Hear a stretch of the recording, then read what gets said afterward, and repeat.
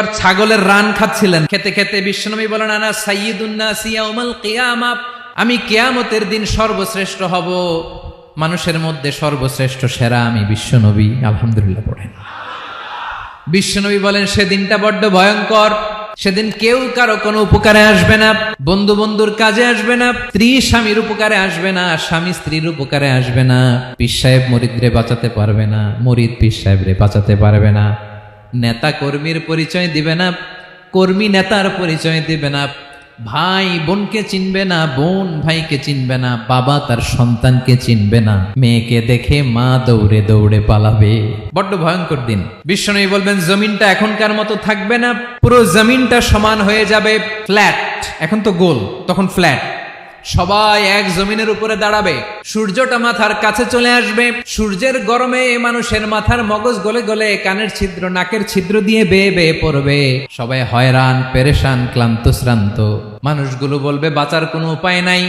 50,000 বছর মানুষ এরকম দৌড়াবে, চিৎকার করবে, কাঁদবে, বাঁচার কোনো উপায় নাই। সবাই বলবে আহ, আল্লাহ যদি বিচারটা শুরু করতো, যা হবার হবে, আগে বিচার শুরু করুন। বিচারই শুরু হয় না, বিচার শুরু হইতেই 50,000 বছর। আল্লাহ, 50,000 বছর, 5,000, 15,000 না, 50,000 বছর এরকম যাবে। মানুষগুলো কাঁদতে কাঁদতে বলবে চলো আমরা আদম আলাইহিস সালামের কাছে যাই, যেন আল্লাহরে যে সুপারিশ করে, আল্লাহ আপনি বিচার শুরু করেন। কিয়ামতের ময়দানে সবাই মিলে সাইয়েদনা আদম আলাইহিস সালামের কাছে যেয়ে বলবে ইয়া আবাল বাশার ইয়া আউয়ালাল আম্বিয়া, ও আদম নবী, আপনি দুনিয়ার বুকে প্রথম নবী, আল্লাহ নিজ হাতে আপনারে 60 হাত লম্বা করে বানিয়েছেন, আপনার সম্মানে ফেরেশতাদেরকে সেজদা দিতে বলেছেন, দুনিয়ার প্রথম নবী, প্রথম মানুষ আপনি, আপনি আল্লাহরে যে সুপারিশ করেন যেন আল্লাহ বিচার শুরু করে। আদম আলাইহিস সালাম বলবেন আমি পারবো না, কারণ আল্লাহ আমাকে একটা নিষিদ্ধ গাছের কাছে যেতে নিষেধ করেছিল, আমি ভুল করে এই গাছের ফল খেয়েছি। নাফসি নাফসি, আজকে আমার কি হবে আমি জানি না, আমি বড় লজ্জিত। আমারে যদি আল্লাহ জিজ্ঞেস করে কেন খাইছিলাম, আমার কোনো উত্তর নাই, তোমারে বাঁচামো কেমনে আমি? নবীরা থার করে কাঁপবে সেদিন। আদম আলাইহিস সালাম বলবেন আমি পারবো না, মাফ করো আমাকে, আমি পারবো না। ওই যে ভুল করে গন্ধম খেয়ে ফেলেছি, নিষিদ্ধ গাছের ফল খেয়ে ফেলেছে, আমি বড় লজ্জিত অনুতপ্ত, আমি পারবো না।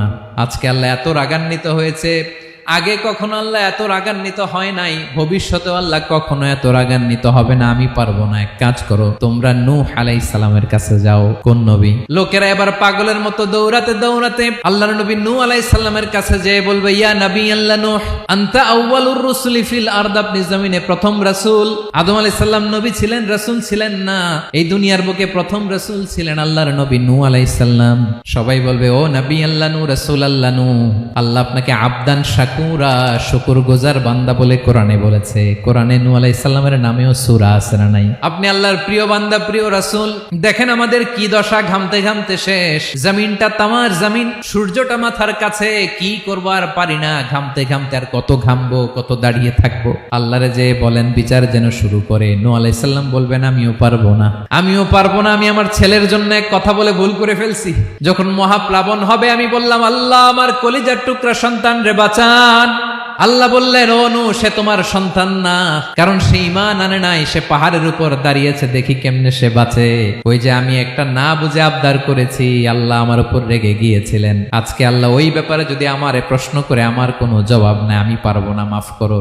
তোমরা সবাই মিলে আল্লাহর খলিল ইব্রাহিম আলাইহিস সালামের কাছে যাও। লোকগুলো পাগলের মতো খুঁজতে আরম্ভ করবে, অযুত লক্ষ নিযুত কোটি মানুষের ভিড়ে আল্লাহর খলিল ইব্রাহিমকে যে বলবে ইয়া খলিলুল্লাহ, ও আল্লাহর খলিল, আল্লাহ আপনাকে বড্ড ভালোবেসেছেন, আপনি কাবা বানিয়েছেন, আল্লাহ আপনাকে বড্ড পছন্দ করেন।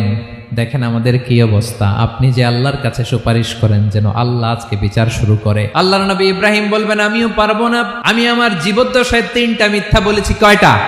আসলে মিথ্যা না, একটু টুইস্ট করে কৌশল করে কথা বলেছিলেন, ওইটাকে হাদিসে মিথ্যা বলা হয়েছে। আমি জীবনে 3টা মিথ্যা বলেছি, জীবন বাঁচানোর তাগিদে কৌশল করে 3টা কথা বলেছি। আজকের এই কঠিন ময়দানে আল্লাহ যদি ওই 3টা কথার ব্যাপারে জিজ্ঞেস করে, লজ্জায় আমি মাথা দেখাতে পারবো না, আমিও পারবো না, আমিও পারবো না। আজকে আল্লাহ এত রেগে আছে, আগে কখনো এত রাগে নাই, পরেও রাখবে না।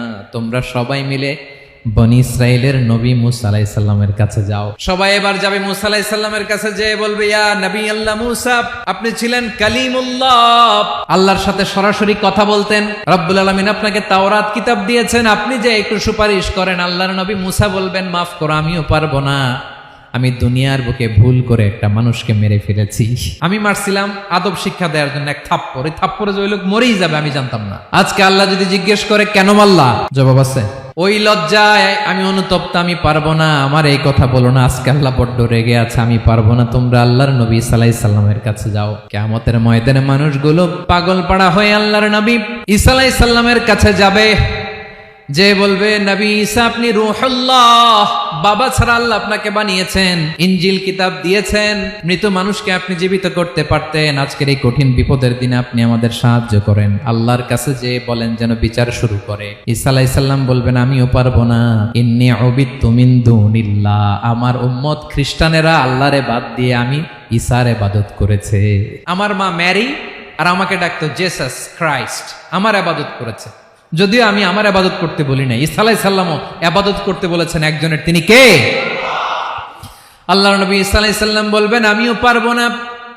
আজকে আল্লাহ অনেক রেগে আছে, আমি পারবো না। তবে একটা পরামর্শ দিতে পারি, একটা সাজেশন দিতে পারি। আজকের দিনে এই কঠিন মুসিবতের কালে, এই কঠিন সময়ে কেউ আল্লাহর দরবারে দাঁড়িয়ে একটা টু শব্দ করার ক্ষমতা কারো নাই, একমাত্র আখিরি জামানার পয়গাম্বর বিশ্বনবী মুহাম্মদুর রাসূলুল্লাহ ছাড়া। মানুষগুলো এবার আগুনের মধ্যে পানি দিলে যেমনি আগুন নিভে যায়, দাউ দাউ করা হৃদয়ে জ্বলন্ত আগুন তাদের ঠান্ডা হবে। কিয়ামতের ময়দানে ওই বিভীষিকাময় সময়ে মুসিবতের কালে মানুষগুলো পাগল হয়ে বিশ্বনবীকে খুঁজতে আরম্ভ করবে। সবাই মিলে বিশ্বনবীর কাছে যেয়ে বলবে ইয়া রাহমাতাল লিল আলামিন, ইয়া খাতামান নবীন, রাহমাতাল লিল আলামিন। দেখেন আমাদের কি অবস্থা, কি কঠিন বিপদে আমরা আছি, দাঁড়াতে পারি না, সূর্যের আলোতে ঘেমে হয়রান। আজকে কেউ সুপারিশ করতে পারবে না। সব নবীরা অপারগতা স্বীকার করেছে, তারা বলেছে আপনি ছাড়া কেউ নাকি আল্লাহর সামনে দাঁড়াতে পারবেন না, আপনি একটু সুপারিশ করেন। বিশ্বনবী বলবেন আসো আসো, আজকের দিনে আমি ছাড়া আল্লাহর সামনে কেউ দাঁড়াতে পারবে না। বিশ্বনবী মাকামে মাহমুদে যে আল্লাহু আকবার বলে সিজদায় লুটিয়ে পড়বেন, আল্লাহ রাব্বুল আলামিন বিশ্বনবীকে এমন কিছু চমৎকার শব্দ শিখাবেন, ওই শব্দগুলো দিয়ে আল্লাহর প্রশংসা করে বিশ্বনবী কাঁদতে আরম্ভ করবেন। বিশ্বনবী এমন ভাবে অজর দ্বারায় সিজদায় লুটিয়ে পড়ে কাঁদবেন, রব্বুল আলামিনের রহমতের দরিয়ায় জোশ লেগে যাবে। রব্বুল আলামিন এই দৃশ্য থেকে সহ্য করতে পারবেন না। রব্বুল আলামিন বলবেন ইয়া মুহাম্মদ ইরফা রাসাক, ও নবী আপনি মাথা তোলেন, মাথা তোলেন, আপনি মাথা তোলেন। সাল তুতা, আজকে আপনি যা চাবেন তাই দেব। নবী আপনি সিজদা থেকে মাথা তুলেন, সাল তুতা। বিশ্বনবী পারবো না। প্রত্যেক নবী বলেছে নফসি নফসি, আমার কি হবে আমি জানি না, আল্লাহ আমারে বাঁচাও। প্রতিটি নবী বলবে নফসি নফসি, আল্লাহ তুমি আমারে বাঁচাও, আমারে বাঁচাও। বিশ্বনবী মাথা তুলবেন, তুলে বলবেন রব্বি হাবলি উম্মতি, আল্লাহ তুমি আমার গুনাহগার উম্মতকে বাঁচাও।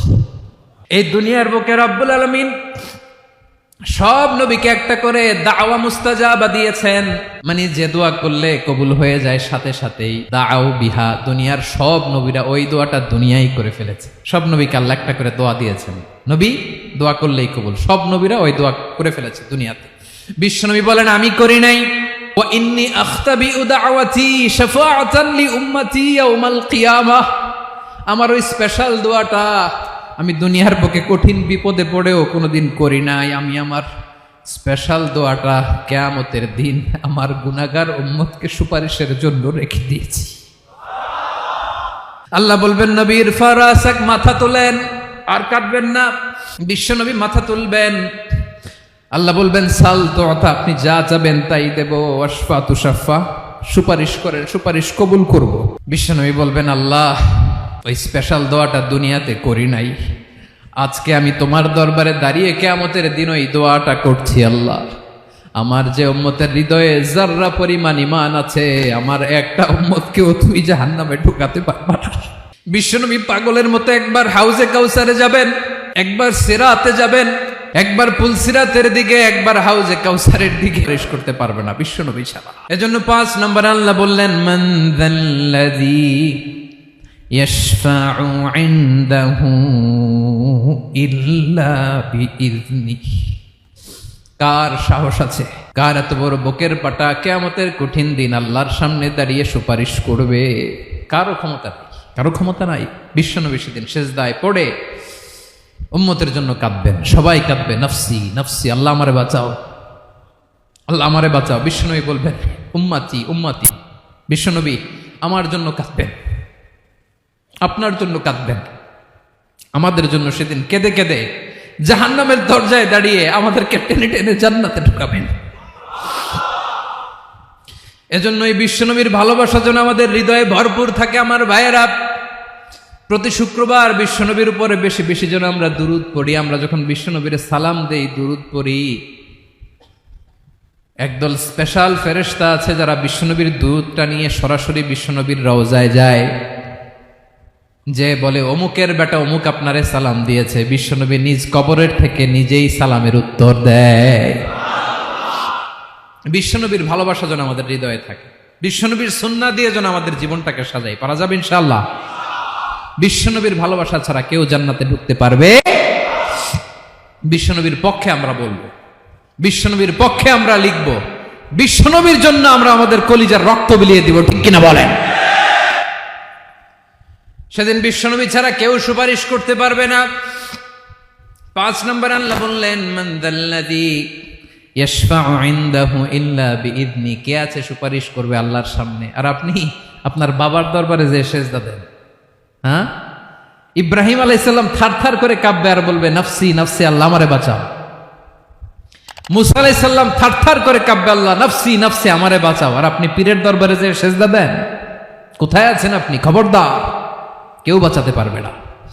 যাকে ইল্লা আল্লাহ যাকে অনুমতি দেন, বিশ্বনবীকে দিবেন, নবীদেরকে দিবেন। এরপরে আল্লাহ তার স্পেশাল ওয়ালিদেরকে, মুত্তাকিনদেরকে, শহীদদেরকে, সিলেক্টেড বান্দাদেরকে দিবেন। কিন্তু কাকে দিবেন, কার জন্য দিবেন, দুনিয়ার কেউ জানে না। একজন ছাড়া, তিনি কে?